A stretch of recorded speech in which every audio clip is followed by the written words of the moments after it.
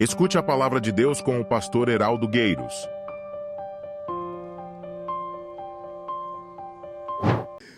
1 Coríntios, capítulo 7, verso 14.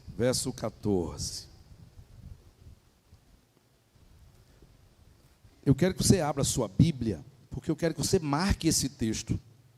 E você nunca esqueça esse texto.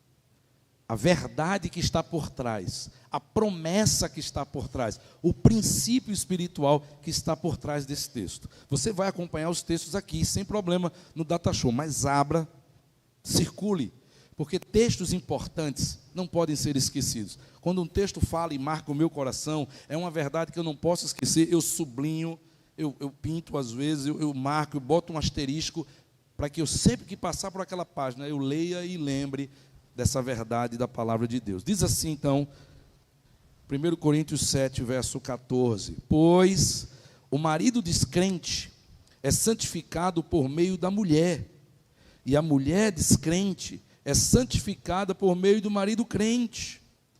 E se não fosse assim, os filhos, eles seriam impuros, mas agora eles são santos, ou seja, santificados pelos pais crentes.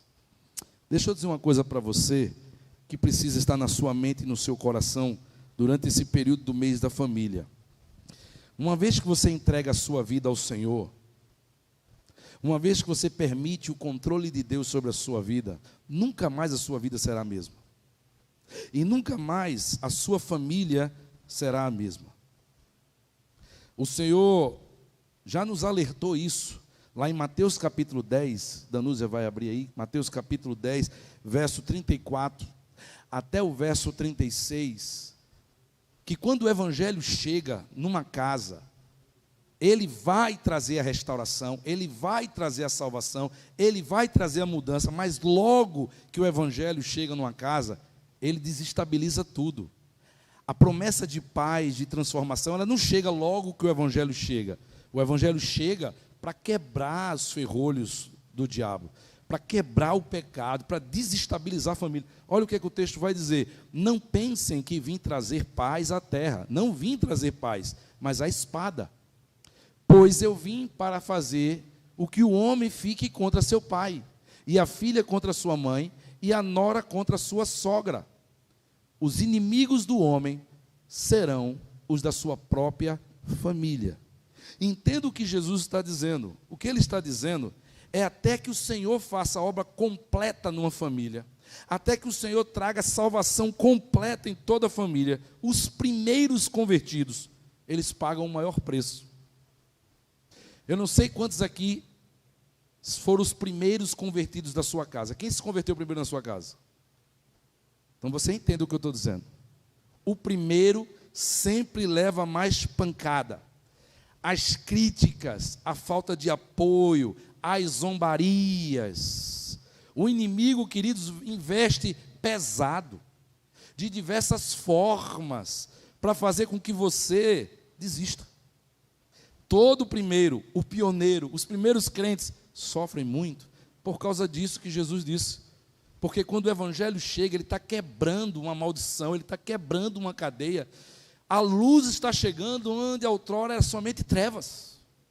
Então todo mundo olha para você e diz assim: está nadando contra a maré. Agora ele é o oposto de todo mundo. A pressão é maior.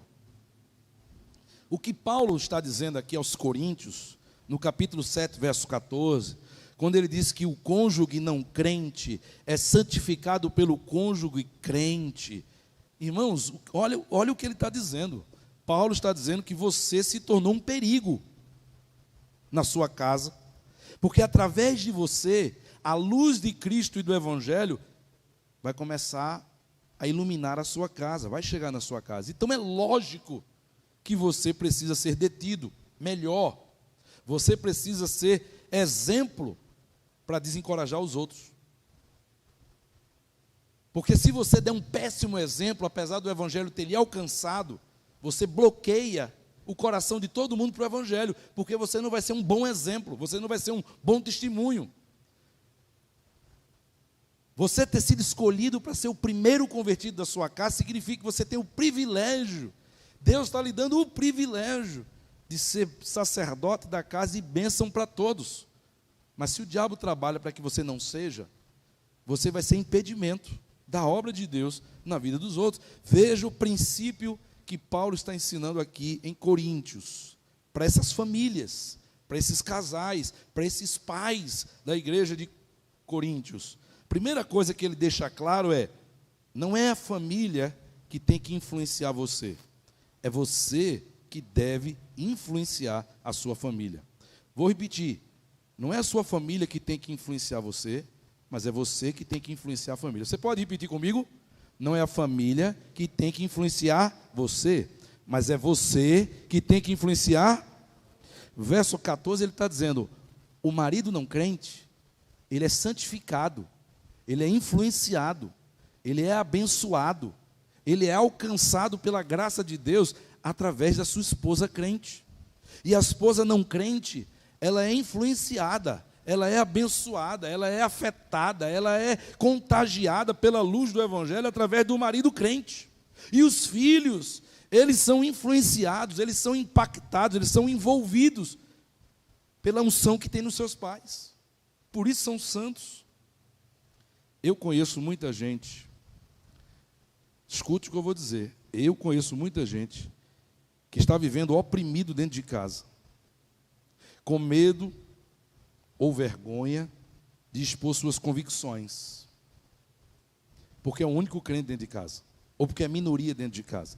Eu conheço gente que se anulou dentro de casa com o intuito de não promover mais confusão, porque estava dando tanta confusão, choque, que disse: eu vou me calar, eu vou fingir que não vou ver, eu vou ficar quieto, vou deixar a coisa rolar. Eu conheço gente, irmãos, que tem se constrangido para evitar confusão, mas eu preciso dizer para você que você não foi salvo para ficar acuado, você não foi salvo para ficar calado, você não foi salvo para aceitar calado o erro dentro da sua casa, você foi salvo para ser agente do reino de Deus dentro da sua casa. Se a pessoa que Deus salvou ficar calado, como o Evangelho vai transformar a casa. Mas é difícil, pastor. Jesus disse: os primeiros sempre pagam o maior preço. Eu conheço pessoas que desistiram do Evangelho para agradar seus familiares, deixaram de vir para a igreja. Esposas que às vezes as lágrimas dizem: eu deixei de vir porque toda vez que eu vim era uma confusão. Mas deixa eu lhe dizer, não deixou de ter confusão mesmo deixando de vir para a igreja. Eu conheço pessoas que negociaram suas convicções para viver um pouco mais de harmonia dentro de casa, mas nunca acharam harmonia dentro de casa. Porque a harmonia só pode ser trazida pelo Evangelho, pelo poder de Deus, pela presença do Espírito Santo. E quando você se cala, as trevas continuam dominando, a vontade do diabo continua prevalecendo, e você que é o cristão não vai conseguir alcançar paz. Eu quero ministrar sobre o seu coração o que por muito tempo eu não entendi, porque eu fui o primeiro da minha casa, e eu era o caçula. A diferença da minha idade para o meu irmão, éramos 10 anos e meio. Eu tinha pai, mãe e um irmão 10 anos e meio mais velho que eu, e eu, adolescente, fui o primeiro crente. E eu posso lembrar de inúmeros exemplos para dizer para você o que os meus pais tentaram fazer comigo, porque fizeram com meu irmão. Quando, por exemplo, meu irmão me pegou aos 15 anos e disse assim: vou levar você para a zona, porque foi assim que eu me tornei homem. E eu tive que dizer: eu não vou. E ele disse: se você não for, é porque você é gay. E eu vivenciei esses dramas em plena adolescência, onde eu tinha que escolher me posicionar com as minhas convicções e a minha fé, ainda que eu não fosse entendido e compreendido, naquela época, por eles. Eu quero dizer para você, meu irmão, que se você foi o primeiro a ser salvo na sua casa, isso é um privilégio, é uma bênção. Deus olhou para você de maneira especial. Deus olhou para você de uma maneira diferente. Deus viu a sua capacidade. Deus deseja usar você, meu irmão. E você precisa pagar o preço. Você precisa deixar de olhar isso como um peso e olhar isso como um privilégio. Você precisa parar de orar como eu orei por alguns anos na minha vida, dizendo, por que eu? Por que não minha mãe, ou meu pai, ou meu irmão? Por que logo eu? E depois de alguns anos, quando a maturidade chegou, diz assim, Senhor, que bomba, mas obrigado, porque o Senhor quis usar a mim. E é tão bom ver os anos passarem, e depois ver os seus familiares reconhecendo, rapaz, se não fosse o Evangelho, se você tivesse andado com as mais companhias que você andava antes, você com certeza não é quem você é hoje. Eu dei privilégios à minha mãe, aos meus pais, que meus irmãos não deram, porque o Evangelho transformou a minha vida. Eu fui um filho que pude estudar e concluir os estudos. Eu pude ser o filho que formou-se em mais de uma faculdade e deu o privilégio da mãe entrar em todas as formaturas. Eu fui o filho que pude casar na igreja, ter os filhos e a mãe poder acompanhar o crescimento dos netos. Ela não teve esse privilégio na vida daqueles que o Evangelho não pôde transformar. Eu olho para trás e posso dizer para você, o preço foi alto, mas valeu a pena. Obrigado, Senhor. Eu não entendia, mas hoje eu entendo. Quem ainda é o único cristão da sua casa? Quem ainda é o único cristão da sua casa? Levanta a mão. Mantenha a mão levantada. O único cristão da sua casa. Mantenha a mão levantada. Pronto. Quem está do lado? Quem está do lado? Olha aí, se você está vendo essa pessoa com a mão levantada. Diga assim para ela, Deus é contigo, você não está sozinho. Deus é contigo, você não está sozinho, não desista, porque é através de você que Deus deseja fazer a obra na sua família. Se você é minoria, daqui a pouco vira o jogo. Daqui a pouco vira o jogo, daqui a pouco você pode ser maioria. Essa maldição ser quebrada e uma nova geração surgir na presença do Senhor. A segunda verdade que o apóstolo Paulo ensina para a gente, nesse princípio que ele fala à igreja de Corinto, irmãos, é que a influência que você exerce, ela é inevitável, porque não é humana, é espiritual. A influência que o cristão exerce sobre a sua casa é inevitável, porque ela não é humana, ela é espiritual. Repita comigo, a influência que eu exerço na minha casa é inevitável, porque ela não é humana, ela é espiritual. Não é de você, ela não vem de você. A influência que você exerce, a santificação que você promove sobre o seu cônjuge, sobre os seus filhos, sobre os seus membros, não é uma habilidade que você tem, não é algo que está em você, vem de Deus. É você que é luz no meio das trevas. É você que é boca de Deus no meio onde ninguém escuta Deus, mas Deus fala com você para que você fale com eles. É espiritual, irmãos.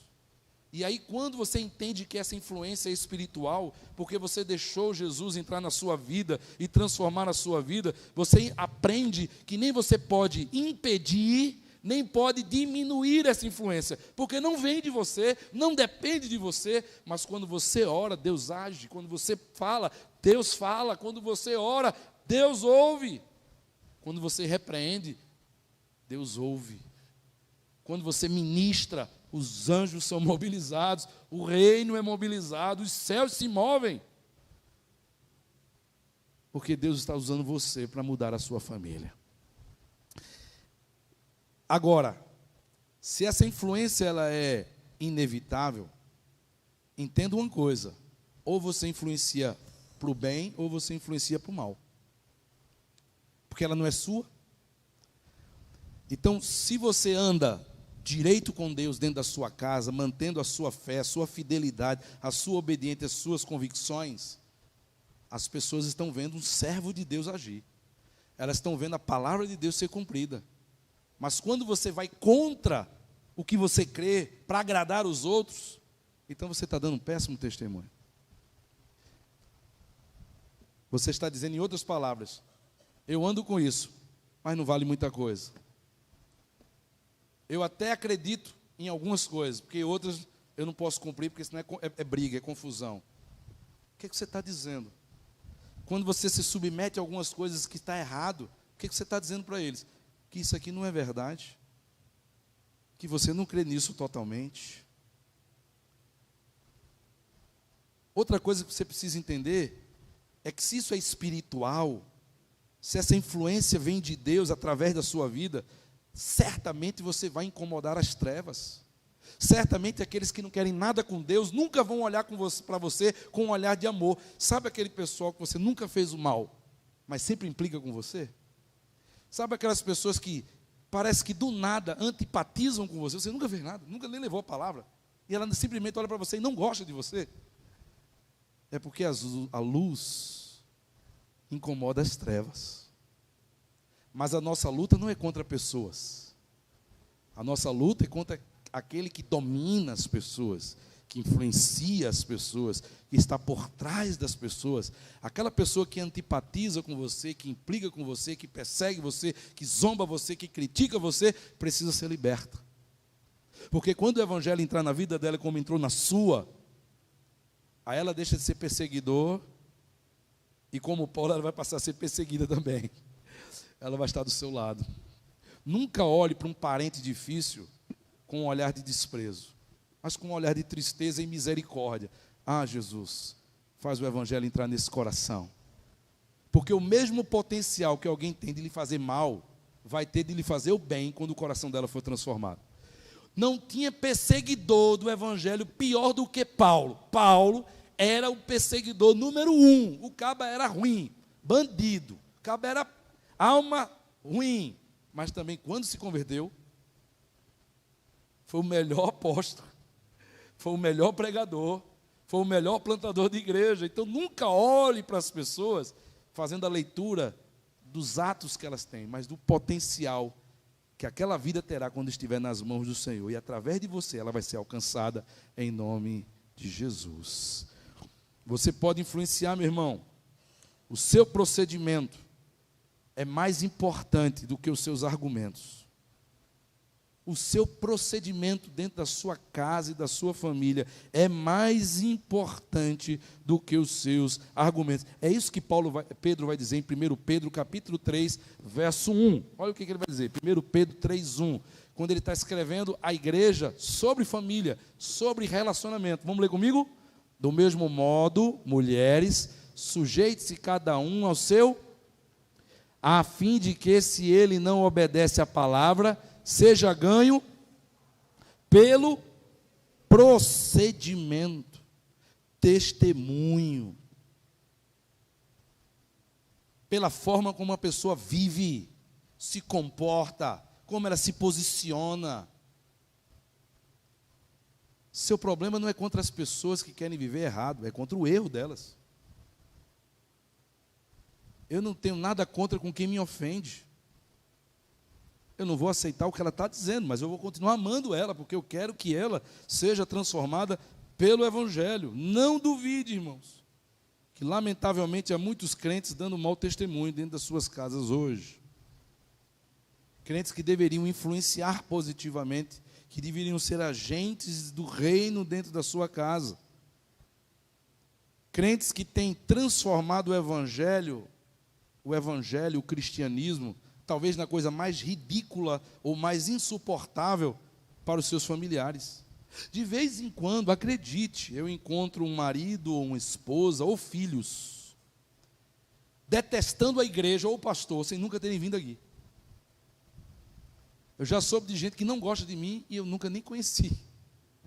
Mas eu presumo, eu suspeito que não foi por causa de alguma coisa que a igreja fez, eu fiz, mas por causa do comportamento dos seus familiares, crentes. Quantas pessoas estão vacinadas contra o evangelho? Como é ser crente, igual a fulano? Deus me livre. Melhor do jeito que eu sou.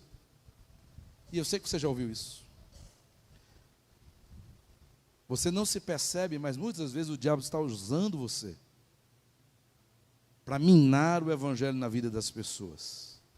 Em Atos capítulo 2, verso 47, Lucas está relatando o efeito que o Espírito Santo produziu ao descer sobre a igreja na vida daqueles crentes. Não era gente boa, não era gente perfeita, não era gente simpática, era gente comum, de carne e osso. cheio de estresse, cheio de problemas, cheio de dificuldades. Mas quando o evangelho entrou na vida deles, transformou a vida deles, e eles passaram a viver de forma diferente, e quem estava à sua volta começou a perceber essa diferença. Olha o que é que diz o texto. Vamos ler juntos. Falando sobre a igreja, louvando a Deus e tendo a simpatia de todo o povo. Olha, está dizendo que eles, a forma como eles estavam vivendo, começou a contar com a simpatia, começou a contar com a admiração. E porque o povo começou a olhar para aqueles crentes de forma diferente, o Senhor lhes acrescentava diariamente os que iam sendo salvos. Se aquele povo, recebendo o Espírito Santo, continuasse o mesmo povo encrenqueiro, chato, implicante, mentiroso, pornográfico, ladrão, desonesto, eles não iam cair na graça. A igreja não ia crescer. Mas não eram tanto por causa da pregação, mas por causa da transformação que o Espírito Santo produziu na vida deles. Mas o retrato de muitas famílias hoje é que, às vezes, o mais pão duro, ou o mais fofoqueiro, ou o mais encrenqueiro, é o crente. Aí me ajude. Aí o diabo não está nem trabalhando, não precisa, você está fazendo o serviço todo sozinho. Pelo amor de Deus. Às vezes o não crente diz, está bom, gente, e o crente, está bom não, falou, vai ouvir. Misericórdia. Você está fazendo a obra melhor que o diabo, sozinho. Você precisa entender, meu irmão, que o evangelho, quando entra em nossas vidas, ele precisa transformar a nossa mente, o nosso coração e as nossas atitudes. Você é chamado a influenciar. Você é chamado a investir. Você é chamado a se sacrificar. Você é chamado a ser referência, um imitador de Cristo, um instrumento de Deus na sua casa. Por isso que Paulo está dizendo aos casais e às famílias de Coríntios, não desista. É você que santifica ele. Ah, mas é difícil, ele é duro, ela é briguenta, é dominadora, esses meninos são rebeldes, mas o santo da casa é você que santifica eles. Trabalhe para que você santifique eles. A missão é você santificar eles. Porque se você desistir deles, o diabo faz a festa. Se você desistir deles, não tem mais futuro para eles. O apóstolo Paulo, escrevendo ao seu servo Timóteo, 1 Timóteo, capítulo 5, versos 14 e 15, escute, não só as mulheres, apesar do texto falar das mulheres, mas não só as mulheres, esse texto é para todos nós. Paulo, quando escreve a Timóteo, ele está fazendo uma advertência muito séria, e olha a advertência que ele faz, vamos ler comigo, agora é para ler de verdade, irmão, senão ninguém vai comer sopa nem cuscuz, eu levo de volta, vamos lá, bem forte. Portanto, aconselho que as viúvas mais jovens se casem, tenham filhos, administrem suas casas e não deem ao inimigo nenhum motivo para a maledicência. Mas algumas, na verdade, já se desviaram para seguir a Satanás. Veja como o diabo trabalha para destruir uma casa. A recomendação de Paulo é: abra seu olho, para você não dar motivo para o diabo ter argumento contra você. Abra seu olho para você não dar uma brecha para o inimigo vir e terminar de destruir. E ele diz para a igreja, e alguns já estão fazendo isso. Alguns já entraram na racionalidade, tomaram decisões que hão de se arrepender depois, já estão seguindo a onda do diabo. Não devemos dar ao adversário, irmãos, ocasião para nos acusar e atrapalhar a nossa família. Deve ser a coisa mais constrangedora na sua vida, você um dia ouvir alguma crítica que seja verdadeira sobre você, porque você não se corrigiu, porque você não pediu perdão, porque você não voltou atrás, porque você não restituiu o que fez, porque você não consertou o mal feito. Nós devemos vigiar, irmãos, para que isso jamais aconteça. Ainda em Timóteo, Voltando um pouquinho alguns versículos, no verso 8. Olha o que ele vai dizer no verso 8, lendo comigo. Não é o capítulo, volta para o capítulo 5, verso 8. Isso, verso 8. Vamos lá juntos? Se alguém não cuida de seus parentes, especialmente dos da sua própria família, negou a fé e é pior do que um descrente. Paulo está dizendo, tem não crente, que cuida da família, que ama a família, que protege a família, mais do que crente. Isto é uma vergonha. Se você acha que está salvo e tudo bem o resto, que se vire, você não entendeu a fé. Se alguém lhe faz mal e você acha que o que ele fez, você tem o direito de fazer a mesma coisa, você não entendeu a fé. Porque não se paga o mal com o mal. A Bíblia diz que quando alguém lhe amaldiçoa, você abençoa. Quando alguém lhe persegue, você ora por ela. Quando alguém lhe maltrata, mas precisa de você, você ajuda. É diferente. E se você não entendeu, a gente desenha, porque o Evangelho explica isso, queridos. Nós não somos mais os mesmos. Não podemos mais agir como eles agem ou como nós agíamos. Se o Evangelho entrou na nossa vida, você tem o papel de santificar a sua casa. E eu quero nessa noite trazer um desafio para você. Eu oro para que o Espírito Santo brote no seu coração o desejo de você sair daqui comprometido em santificar a sua casa. Não importa em que pé de guerra esteja. Essa guerra está acontecendo porque você ainda não se posicionou como deveria se posicionar. A guerra está estabelecida porque você não agiu como tinha que agir. Mas está na hora de trazer o controle. Está na hora de inverter esse jogo. Está na hora de você tomar as rédeas. Está na hora de você ser profeta dentro da sua casa. Está na hora de você ser instrumento de Deus. Está na hora de você olhar e começar a pagar o preço de orar por todos aqueles que ainda estão aprisionados pelo diabo, que ainda não se converteram, e dizer assim, vai ser ganho em nome de Jesus. Eu e minha casa serviremos ao Senhor. Você precisa ser um agente de santificação da sua casa. Mas eu só vou dizer se você quiser ouvir. Quem quer ouvir, levanta a mão. Metade quer ouvir, então a outra metade levantou, pode ir já tomar o cafezinho, que eu vou falar para a outra metade. Eu quero dar 3 desafios para você, 3 atitudes transformadoras de quem deseja santificar a sua casa. Eu quero olhar para alguns personagens da Bíblia, e a primeira atitude que eu acho fantástica é a atitude de Abigail.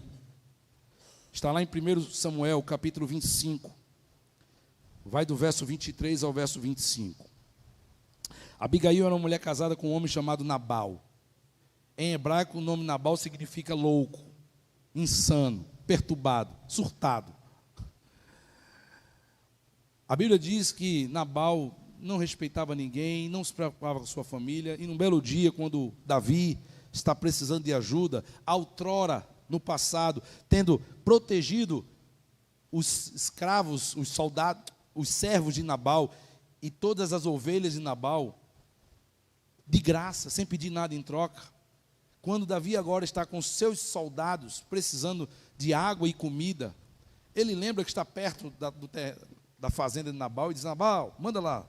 Diz lá, Nabal, Davi, que já ajudou vocês, está precisando, manda uma aguinha, os soldados aqui, uma comidinha. Aí Nabal disse, quem é Davi? Como diz os adolescentes, e eu, Kiko, o que é que tem a ver com isso? O que é que eu fiz? Não devo nada a ninguém. Devo nada a ele, problema dele. E o texto diz então que Davi, quando recebe essa informação, fica muito irado. E Davi disse, ingrato, injusto, perverso, não devia eu ter protegido ele, agora ele vai saber que não se paga o bem com o mal. Vou lá e vou acabar com ele. Davi era brabo, estava sob muita tensão, sendo perseguido por Salomão, assim num nível de estresse muito grande, os soldados com fome. Davi vai lá tomar satisfação. Então Abigail, sua esposa, vendo o que ele tinha feito, ela diz, vou consertar esse negócio. vou consertar esse negócio. Não vou permitir que essa loucura venha sobre a minha casa. E o texto diz que sem que o marido soubesse, ela pega aqueles mantimentos que Davi precisava, ela vai ao encontro de Davi, e ela pede perdão a Davi, e diz, não leve em conta o meu marido, é louco, mas está aqui, vocês merecem, nos ajudaram, por favor, não leve isso em conta. E o texto dirá que Davi então agradece a ela, por ter impedido ele de cometer um ato louco, de raiva. Mas a atitude que ela fez tinha apaziguado, estava tudo certo, muito obrigado. O que é que eu quero aprender com a atitude, irmãos, de Abigail? Ame sua família, mas não seja conivente com seus erros. Você pode repetir isso comigo? Ame sua família, mas não seja conivente com os seus erros. Abigail tentou reparar o erro do seu marido, Nabal. Seja responsável pela sua família. Dedique-se à sua família. Invista a sua família. Ame sua família. Mas se não puder evitar um problema, repare o erro. Corrija o erro. Não seja conivente com os erros. Porque eles precisarão aprender de alguém qual é a postura certa. Eles precisarão aprender com alguém como se deve agir. Às vezes alguém precisa se sacrificar para ensinar como é ser gente de verdade. Como ser um cristão de verdade. E eu acho interessante isso. Eu tenho certeza que muitos conflitos e muitos problemas já vão começar a mudar na sua casa, se você continuar amando a sua família, mas não sendo conivente com os erros da sua família. A segunda coisa, segunda atitude que eu acho extraordinário, é a atitude de Raabe. E olha que Raabe ainda nem é cristã. O texto de Raabe está lá em Josué, capítulo 2, do verso 12 ao verso 14. Quem é Raabe? É uma cidadã de Jericó. Quando Moisés manda os espias olharem a terra de Canaã, e eles entram em Jericó, 2 espias, a presença deles é percebida, e dizem ao rei da cidade, e o rei da cidade manda os soldados, então, caçar esses 2 espias, porque ele sabia qual era o propósito que eles estavam ali, eles iam atacar a cidade.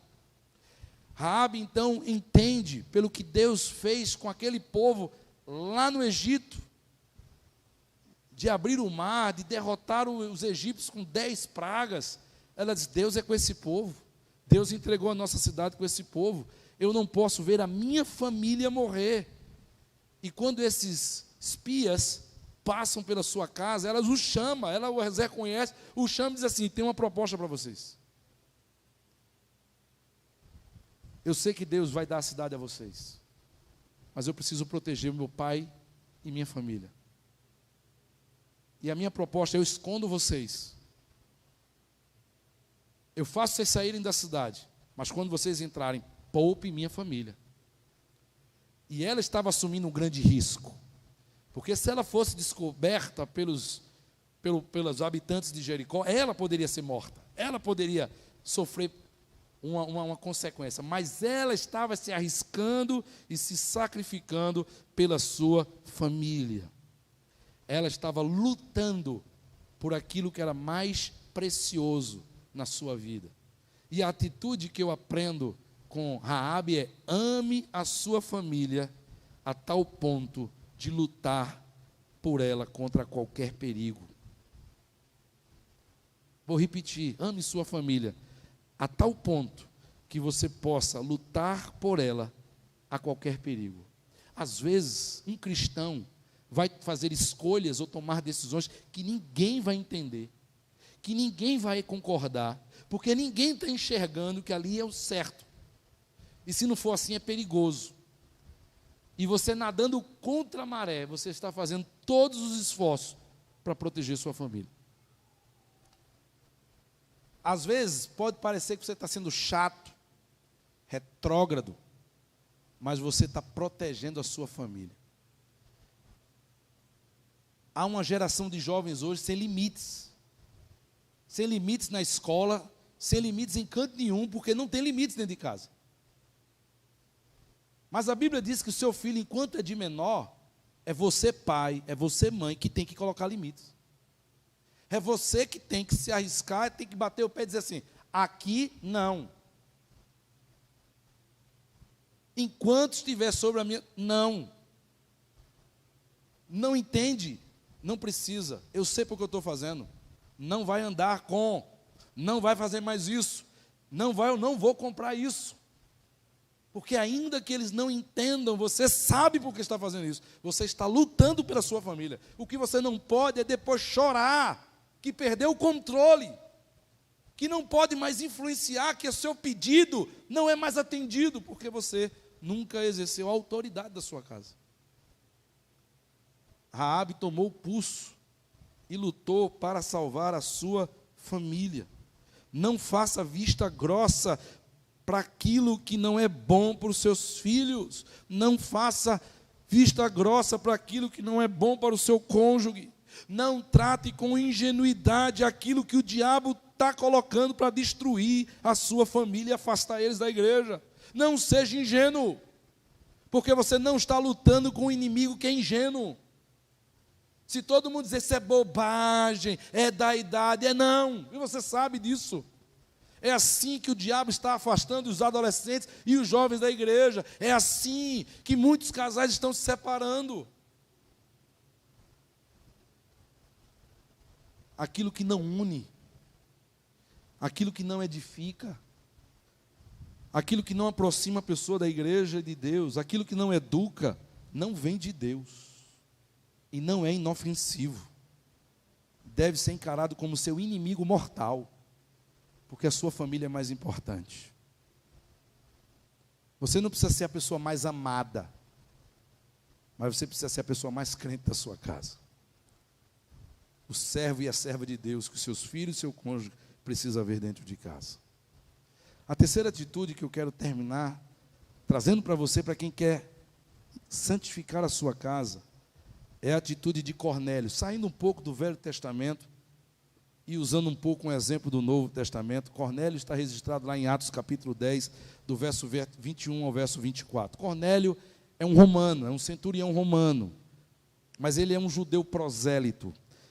Trabalhando ali em Cesareia, ele começou a ouvir falar sobre o Deus de Israel, a palavra de Deus, e ele foi tocado, e ele, apesar de romano, ele começa a orar e a ofertar ao Deus de Israel. Algo não muito comum, mas que aconteceu na sua vida e no seu coração. Num determinado momento, Cornélio tem uma visão, um anjo do Senhor lhe aparece. E diz a Cornélio que todo cristão deveria ouvir e às vezes não ouve. Cornélio, suas orações chegaram ao céu. Suas ofertas chegaram ao céu. Deus quer falar contigo. Manda chamar um homem chamado Pedro, que está na rua tal, CEP tal, endereço tal, tal, tal. Pega o Uber e vai lá, busca ele. E ele manda buscar Pedro, que estava numa cidade vizinha, a umas 4h30 de caminhada até lá. E Pedro vem no dia seguinte, porque Deus havia falado no coração dele que ele tinha que atender esse pedido. Ele não sabia o que era, ele não sabia quem era, ele ainda não sabia o que tinha que fazer, mas ele obedeceu a voz de Deus, dizendo assim: quando chegar alguém lhe chamando, vá. Quando alguém chamou, é aqui que mora um tal de Pedro, ele já sabia que era com ele. E ele vai. E quando ele chega lá, a surpresa dele. Cornélio faz um churrasco, convida toda a família e os amigos mais próximos. Eu não sei qual foi a estratégia que Cornélio fez. Talvez tenha sido comida mesmo. Tem gente que quando você chama para comer, vai. Acho que foi comida mesmo. Ó, uma almoção lá em casa. Está todo mundo convidado. Boca livre. Rodízio de crepe. Vamos embora. Todo mundo vai. Se me chamar para comer lasanha com Coca-Cola, eu vou. Funciona comigo. Quando chega Cornélio, está lá a casa cheia. Cornélio acha que vai pregar só. Pedro acha que vai pregar só para Cornélio. Mas Cornélio sabe que o que vem de Deus é bom. E ele não quer perder a oportunidade de que toda a sua família e seus amigos sejam abençoados. Qual é a atitude que eu aprendo com Cornélio? Ame sua família, ao ponto de investir o máximo dos seus recursos para a salvação deles. Ame a sua família, ao ponto de investir o máximo que você puder para a salvação deles. Repita comigo: ame sua família, ao ponto de investir o máximo para a salvação deles. Para pensar, a gente gasta tanto com coisas supérfluas. A gente gasta tanto para comer um cachorro quente, uma comida chinesa. Às vezes gasta para ir para o cinema, a gente gasta para ir para uma praia, gasta para ir para um passeio. Às vezes é tanta coisa inútil, ou coisa de pouco valor. Às vezes pela influência das propagandas. Mas tem pai que não é capaz de comprar uma Bíblia apropriada para o filho. Tem pai que não se sacrifica e mãe que não se sacrifica para trazer o filho para a igreja. Tem um evento, estou sem condições, não dá para mandar o filho para o evento. O que é que você está plantando? O que é que você espera que aconteça quando o evangelho não é encarado por você como algo precioso para a sua casa? Pare de investir e gastar o seu dinheiro com tanta coisa supérflua. E comece a investir naquilo que é espiritual, essencial, primordial e transformador dentro da sua casa. Invista na sua família. Se tem um evento de casais, vá para o evento de casais. Se tem evento para os seus filhos, mande seus filhos. Se tem um evento para a família, vá para com a família. Compre livros, leia com todo mundo. Invista. Porque se você não educar e investir, o mundo fará isso. O mundo fará isso. A internet fará isso. Os amigos da escola farão isso. Não perca nenhuma oportunidade de exercer influência, de investir sobre os seus filhos. E eu vi o quanto isso foi precioso, inclusive na pandemia. Porque eu pude nutrir as minhas filhas e muitas lembranças que elas levarão para o resto da vida. Porque a pandemia foi uma bênção. Porque trancou a gente dentro de casa e a gente teve que arrumar o que fazer. E eu arrumei muita coisa para fazer com a família. Muitos momentos para estudar a Bíblia juntos. E tantas outras cositas más. Do qual eu digo: Deus, muito obrigado. Porque se o Senhor não dá essa freada, a gente não percebe a importância que isso tem. A gente não vê o valor que isso dá. É impossível você imaginar a cena mais natural que existe. Está todo mundo em casa. Um come num lugar, outro come no outro lugar, outro come no outro lugar. Ou então está todo mundo na sala, mas todo mundo com o seu celular, ninguém conectado. Ali, fora. Dê um basta nisso. Crie momentos de família. Invista. Compre joguinhos bíblicos.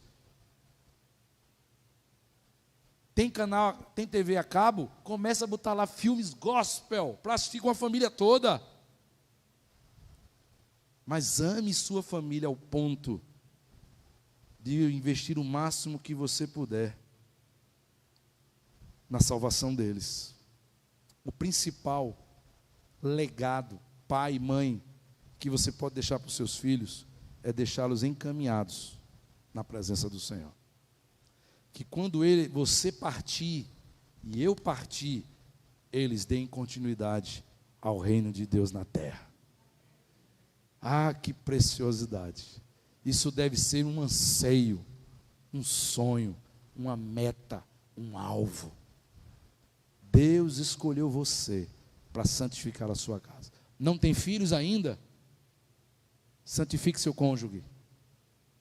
Já tem filhos? Santifique os filhos.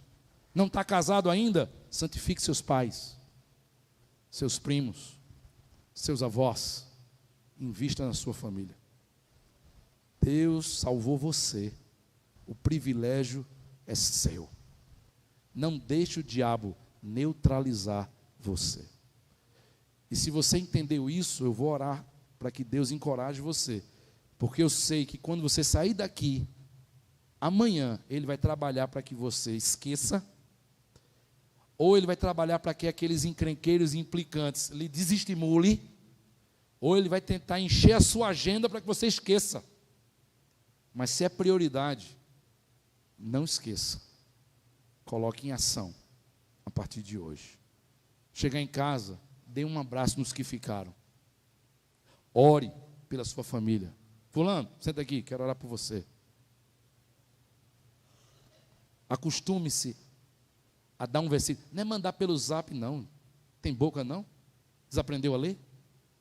Fale. Leia. Interaja. Tenha momentos com seus familiares.